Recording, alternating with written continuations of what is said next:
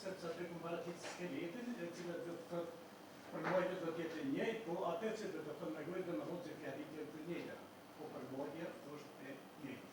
Duke marrë parasysh se kjo është një rast i rëndë, e cila ka godit në anë parë familjen e të dëmtuarve, por gjithashtu jenë godit edhe të pandehur, sepse ka jenë që 15 muaj 3 javë në para borgjel, e që deri sa të merë punën e prerni, atë gjykim që dëshmon kundër këta janë dy pafajshëm. Për ata kërkoj që mirë kuptim dhe pak dërit, deri sa të parëgjithën fjalën. Pas analizimit të akta akuzës dhe fjales hyse të prokurorit të shtetit, konsiderojmë se në rastin konkret nuk ka provat të pranueshme, të thonë dëshim të bazuar mirë se i pandehuri Rilend Morati ka kryer veprën penale për të cilën akuzohet. Konsiderojmë se provat materiale dhe dëshmitarëve mund të jenë prova të lehtësme, të pranueshme, por vetëm sa i përket aspektit formal juridik. E asesi të njëjtat nuk prodhojnë fuqi provuese.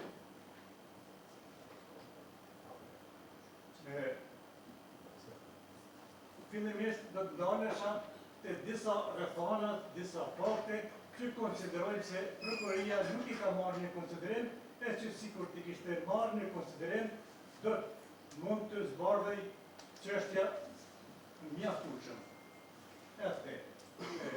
Me të drejtë prokuroria ka konstatuar se ne mendojmë që vrasja ka qenë planifikuar dhe përgatitur, por konsiderojmë se nuk ka qenë planifikuar nga ta të pandehur dhe se prokuroria me asnjë fjalë nuk ka treguar as në akuz, as në elaborim kush e ka bërë planifikimin, kur është bërë planifikimi, nga kush është bërë planifikimi, kush është ordonansi, kush është porositësi dhe kush është ekzekutuesi. Asnjë fjalë të vetme, kush e ka sjell armën deri te vendi i ngjarjes. Arma, asnjë fjalë për llojin e armës, vetëm kalibri dihet për shkak të ekspertizës, nëmër 19. Kur përmendet kalibri i fishekve ose i plumbit me të cilën ka ndru jetë Preshteri Mahmetlika, ato armë janë të, sipas dijenis tonë, ato armë janë të gjysmë matematike, e që nuk është fort lehtë të ballë të sillet deri te vendi i ngjarjes pa u vrejtur. Nëse shiqohen kamerat e sigurisë, askund nuk shihet që Rehan Bela ose dikush tjetër prej të pandehurve të ketë pasur ndonjë çantë ose diçka që ka mund ta sjellë atë armë deri te vendi i ngjarjes. Gjithashtu, prokuroria nuk e ka përmend, nuk e ka trajtuar ose nuk e ka trajtuar fare që objekti banesor ku ka banuar tash i ndjeri Mahmetlika pos hyrjes kryesore ka patur edhe një hyrje tjetër nga mbrapa, e cila ka dalë në një rrugë e cila është rrugë dytësore, e që ka lënë prapa aty në ndërtesa dhe atje mbi ku takon me Lekanci dhe Lerdinia. E cila rrugë po të shumë ma e pranueshme për ata që kanë dorë katër të pandehur të Rehan Bela, Rilend Morati dhe Batan Qoka lëvizin rrugën Agim Bajrami duke shkuar në drejtim të lokalit Auksa. Domethënë, rruga Agim Bajrami është kjo pjesa tjetër, ndërsa rruga Idris Seferi është ajo pjesa ku ka banuar tash i ndjeri Mahmetlika. Distanca në mes të stacionit policor dhe banesës tyne i ka dikur rreth 300 metra. Dhe ajo rrugë kalohet për dikur 3 minuta. Rasti i dytë, pse e përmend këto? Rasti i dytë, që përmend për lindje është sipas prokurisë pas kryerjes veprës penale, ka qenë duke pritur të afër kompanisë sigurimi, dhe kanë ikur zbashku me Rejhanin në rrugën mbi Dalloshi, ka lokali të Lindi. Prokuria nuk e ka marrë mundin, e që konsiderojnë që është dashur që ta merr në konsiderat deklaratën e dhënë për Panderit në polici, i cili ka deklaruar se para vrasjes dhe pas vrasjes ka qenë me fejurin e tij Amelin në oborin e shkollës e Mindraku në Dushkaj.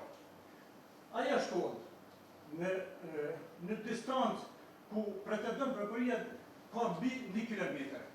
Dhe thot, për të kaluar, për të shkuar deri atje, i janë dashur spaku 10 minuta.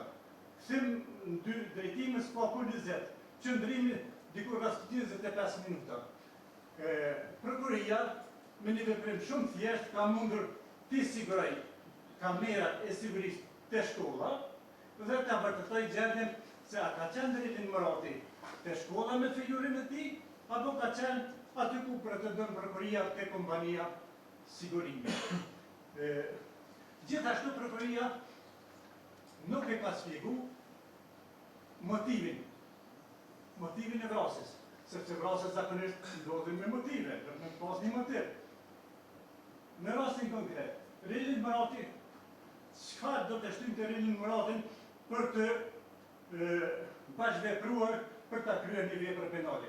Rilin Murati asnjëherë në jetën e tij nuk ka pasur asnjë problem me Muhamet Likin. As personalisht ky, as me aktivitetin e tij, as prindi i tij që ka punu me Muhamet Likin e ka pasur mbikëqyrës, e as vëllezërit e tij, vëllau i tij, as familjet. Domethënë, as familjet asnjëherë s'kan pasur asnjë problem. Dhe lind pyetja, çka e ka shtyr këto për me vepru diçka për me marrë një jetë një njeriu. Konsiderojmë se asnjë provë me të cilën prokuria disponon dhe i ka dorëzuar gjykatës nuk e involvojnë Rilin Muratin për ta kryer një vepër penale për të cilën e akuzon e ngarkon atë akuzë. Ne në fazën e plotësimit provave do të propozojmë gjykatës që të shihet, domethënë të këshyret nga ngjarjes, ku do të shihni edhe vetë që është gjendja krejtësisht ndryshe në raport me atë që shënohet në atë akuzë. Gjithashtu do t'i propozojmë që të ndëgjohet si dëshmitar të fejuri atij, por ajo që e ka dëmtuar e që nuk ka respektuar një 7 edhe 47 i kodit të procedurës penale është se kamerat e sigurisë nuk mund të sigurohen, sepse është koha kur ato mund të nxirren. Është afati 1 muaj edhe afati deri 6 muaj. Tash ka kalu 15 muaj e 3 javë. Domethënë, prova kyçe e cila do të ndihmonte për me zbardh një gjendje që për me zbardh a ka qenë rilindi të shkolla e Mindraku kur është kryer vrasja, apo ka qenë te kompania sigurimi të e prit Rejhan Belën, kjo mundësi ka humbur. Gjithashtu kërkoj që të zbardhet ose të caktohet një ekspertizë ku do të vërtetohet se a ka qenë rilindi apo dikush tjetër të e prit Rejhan Belën te kompania sigurimit. Sepse një fotografi që e posedojnë organet e ndjekjes, ajo nuk dëshmon që Rilin Murati ka qenë duke pritur Rejhan Belën për të ikur në rrugën mbi Dalloshi. Duke gjithashtu, ne do të kërkojmë kështu veçanti heqjen e paraburimit, sepse edhe është e ditë që është e kotë, për shkak se edhe shumë nga thonave, konsiderojmë se vazhdimi i paraburgimit po bëhet me rrethana dhe me kushte dhe me arsye të njëjta, e që vjen në kundërshtim me mendimin e gjykatës kushtetuese 10/18, i cili deskriptivisht thotë se paraburgimi mund të vazhdohet me arsye të njëjta, sikur kur është caktuar, dhe gjithashtu, si thash, nëse na lejoni, do të propozojmë provat e reja, por kur të na vjen radhës. Duke I bazuar në të gjitha ato, konsiderojmë se gjykatat në fund të këtij procesi do ta sjellë një gjykim lirues ndaj Pypanderit Rilin Bra. Faleminderit avokat.